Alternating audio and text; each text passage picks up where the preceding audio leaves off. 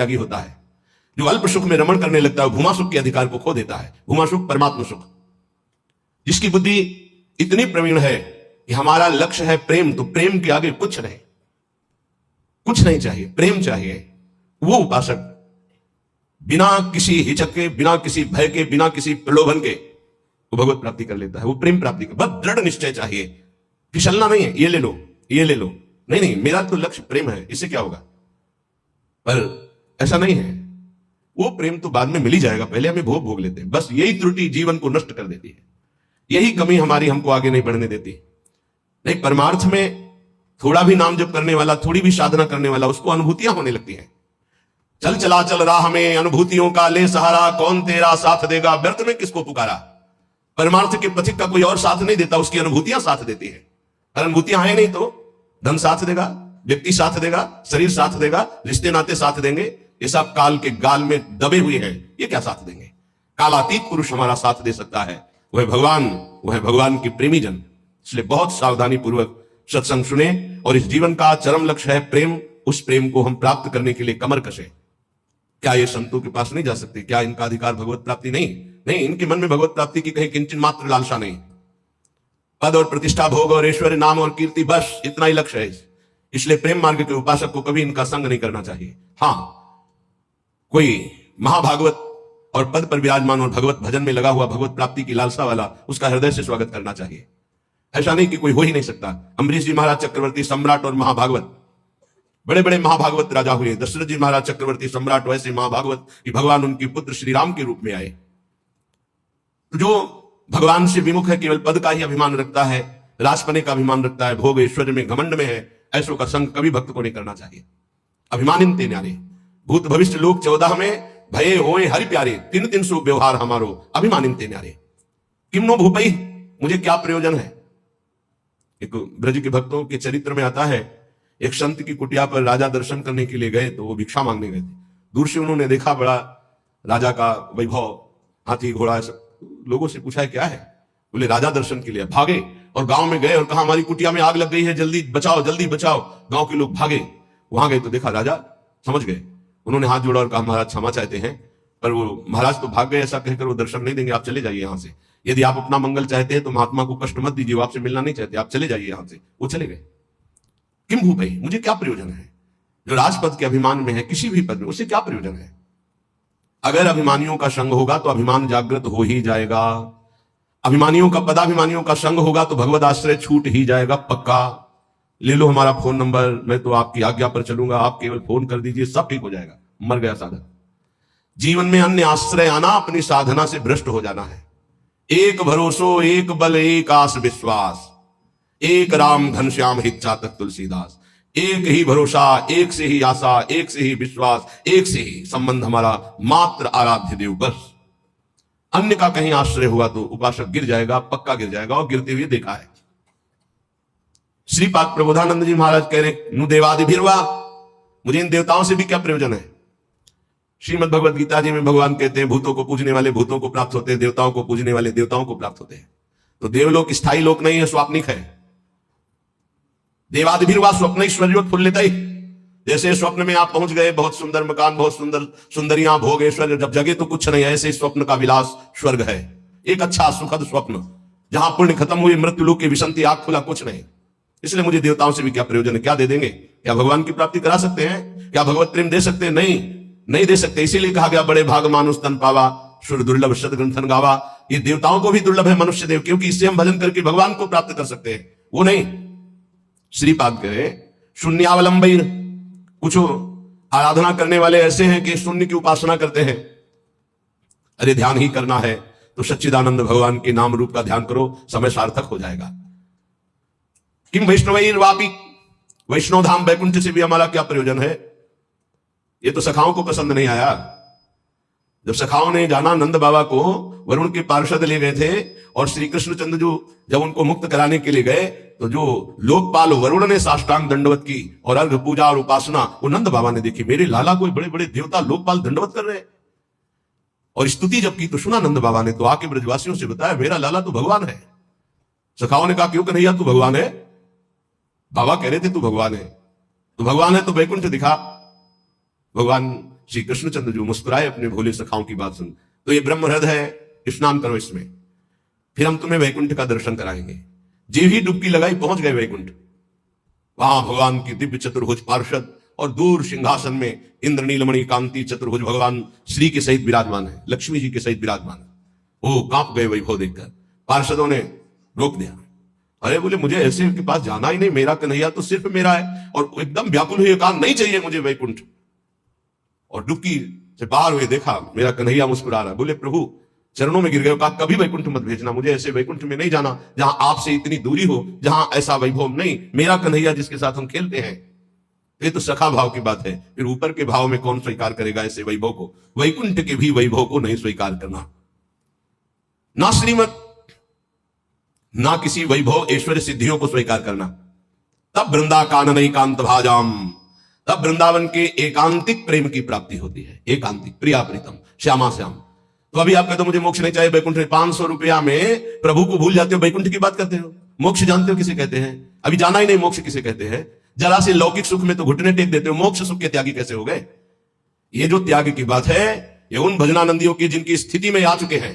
वो चाहे तो वैकुंठ मिल जाए, चाहे तो योग की सिद्धियां मिल जाए, चाहे तो मोक्ष मिल जाए, वो उनका त्याग किए हुए है। पहले मर्त सुखों का तो त्याग कर दो, मृत्यु लोक के सुखों का तो त्याग करो अंदर से, तब ऊपर के सुख अपने आप तुमको दिखाई देने लगेंगे। श्रीपाद कह रहे हैं शम सर्वेषाम प्रयासेन दात्री द्वित्रैकांति प्रेम पात्रैक पात्री आनंदात्मा शेष सत्वा निधात्री श्री वृंदाटव्यस्तुमेन्धस्य धात्री। आयास प्रयास से जो सुख मिलता है वो अल्प होता है। जो आप प्रयास करते हो उसे कर्म कहते हैं। कोई भी कर्म प्रारंभ और अंत वाला होता है, तो किसी भी कर्म का फल अनंत नहीं हो सकता। वो प्रारंभ और अंत वाला ही सुख देगा। अनंत सुख की प्राप्ति कर्मों से नहीं होती, कर्मों के त्याग से होती है। जो अपने साधन का भरोसा नहीं रखता है, इष्ट का भरोसा रखता है और खूब साधन करता है, ये दो बातें समझ में नहीं आएंगी। जब हम अहम से साधना करते हैं तो साधना का सुख भोगते हैं। आज हमने परिक्रमा की, आज हमने ये किया, आज हमने ये किया, वो अहम हर्षित होता है, हर्षित होता है। ये भगवत प्राप्ति नहीं करा पाएगा, क्योंकि जब तक अहंकार है तब तक भगवत प्राप्ति नहीं होती। इसीलिए सर्वेषु साधन वरिष्ठ चिरम निराशा। साधन हो रहा है पर मुझे कृपा का भरोसा है लाडली की। ये प्रायः साधक ना समझ पाने के कारण कहते हैं जब कृपा से हो जाएगा तो साधन करने की जरूरत क्या है, तो असाधन करोगे। तो कृपा प्राप्ति के लिए मन क्रम वचन छाण चतुराई भजत कृपा करिए रघुराई। मन क्रम वचन त्रिशुद्ध सकल मत हम श्री हरिवंश उपासी। वृंदावन में विराजमान सहचर्यों के मध्य में प्रिया प्रीतम की रात दिन सेवा भजन उपासना परिक्रमा सब कर रहे हैं, पर हमें भरोसा लाडली का है, अपने साधन का नहीं है। इस साधन से लाडली मिलेंगी ऐसा नहीं है, नहीं, ये तो सब हो रहा है उनकी कृपा से, पर मुझे भरोसा है मेरी लाडली अपनी कृपा से मुझे मिलेंगी। ये जल्दी समझ में नहीं आता, जब तक अहंकार है समझ में नहीं आएगा, आगे समझ में आ जाएगा। करते रहो, जब कृपा हो जाएगी, अहंकार गलित होगा तब ऐसा अनुभव होगा। तो दुत्रैकांति, 2 या 3 ऐसे लोग पाए जाते हैं। भाव समझना, कह रहे पूरे विश्व में ये बहुतायत अंगुलियों से नहीं गिने जाते प्रेमी जन, जिनको न राजाओं से मतलब है न देवताओं से मतलब है। वो स्वाप्निक सुख, जो स्वर्गलोक आदि के सुख है उनसे मतलब नहीं है, जो मोक्ष से भी मतलब नहीं रखते, जो वैष्णव धाम वैकुंठ से भी मतलब नहीं रखते, वृंदावन की एकांतिक कुंज में बैठे हुए श्यामा श्याम का जस गा रहे हैं, श्यामा श्याम के लिए रुदन कर रहे हैं, जिनका आयास प्रयास से प्राप्त होने वाले सुख की कोई आकांक्षा नहीं है। ऐसे दुत्रैकांति, 2 या 3, सरल भाषा में समझिए। जो कहो हरिवंश रस बिरलो समझन हार, एक दोई जो खोजिए पाई सब संसार। संपूर्ण संसार में एक दो है। एक बार भगवान वल्लभाचार्य जी से उनके एक प्रिय धनी शिष्य ने कहा, आज हमारी इच्छा है कि 100 विद्वान ब्राह्मणों को भोजन कराएं। बोले बहुत सुंदर, यदि एक 12 तिलकधारी कंठीधारी आचार्य परंपरा से युक्त वैष्णव को पवा दो तो 100 ब्राह्मणों को पवाने का फल प्राप्त हो जाएगा। ओहो, ऐसा वैष्णव की, तो प्रभु हम 100 वैष्णव पवाएंगे। तो उनका एक अश्रुपूरित, आंखों से अश्रु बह रहे, शरीर पुलकित है, कंठ गदगद है और नाम में रथ है, ऐसे प्रेमी महाभागवत को पवा दो तो 100 वैष्णवों के पवाने का तुम्हें फल प्राप्त होगा। तो बोले भगवान 100 प्रेमियों को पवा देते हैं। तो वल्लभाचार्य जी के आंसू आ गए। प्रेमी 100 नहीं, प्रेमी तो 1-2 ऐसे मिलते हैं। कैसे प्रेमी?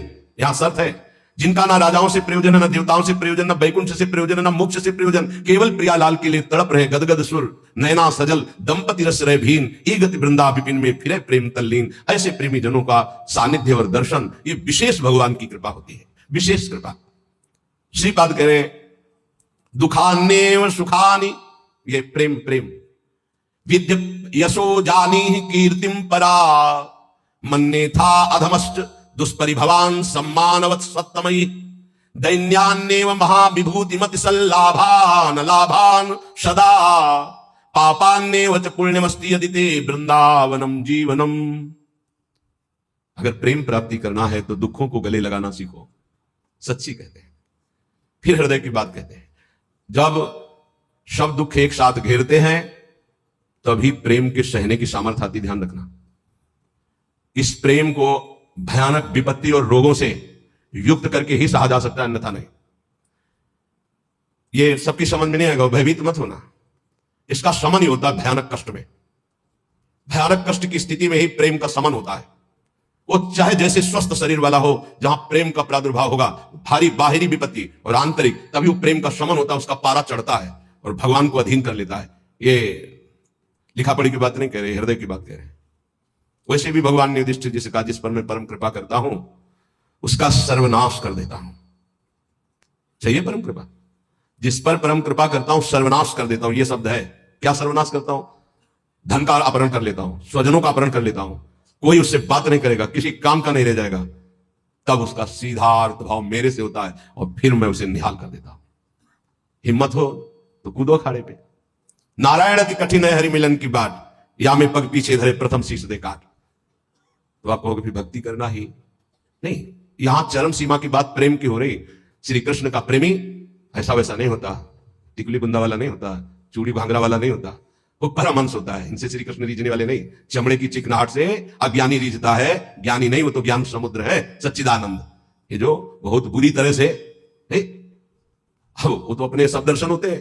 जब सुबह मंगला में आते तो सब प्रकार के भगवान के दर्शन होते, विराट रूप के, छोटा बड़ा मंझोला रुद्र प्रेमी सब तरह के दर्शन होते। तो उसमें जैसे वो जो लाल लाल ऐसे तो बहुत ही बुरा लगता है, ऐसे तो धो के मुंह खड़े हो जाते तो अच्छा लगता।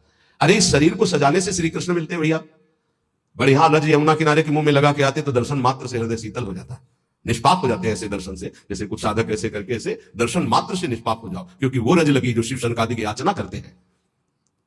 कुछ ऐसे उपासक जिनको कहते हैं कि रज लगाइए मस्तक पर भरकर, तो उनको बेइज्जती लगती है। ऐसे पतला और गोरा चिकना शरीर रख लो, इसको रखे रहना, इसकी दुर्दशा होगी। अभी नहीं मान रहे हो ना? ये बाल तो नहीं मुड़वा सकते, बाल नहीं, एक भी शरीर का कोई अंश तुम्हारा ठीक नहीं बचेगा। आग लगा दी जाएगी शरीर में जितना दुलार करते हो। मान लो अभी मान लो तो जान जाओगे तो पा जाओगे, फिर कुछ पाना बाकी नहीं रहेगा। मान लो इस चमड़ी और दमड़ी से जिसने अपनी प्रीति हटा दी, वही प्रिया प्रीतम से प्रीति कर पाता है। रुपया, भोग, शरीर, यही बाधक है भगवत प्राप्ति में, यही समझना है। दुखान्येव सुखानि, इस मार्ग का उपासक दुख को सुख मान करके चलता है। ये बहादुरों का मार्ग है। हम तो धन्यवाद देते हैं कि आप ऐसा सत्संग सुन रहे हैं, नहीं तो प्राय इतना दान करो तो ये मिलेगा, इतना करो तो ये मिलेगा, यही सुनने के लिए तैयार है। लेकिन ये आप सुन रहे हैं, हमारे ऊपर बड़ी कृपा कर रहे हैं, क्योंकि आप सुन रहे हैं तो सुनाने का उत्साह बढ़ रहा है। इसे सुनने की योग्यता खो दी है।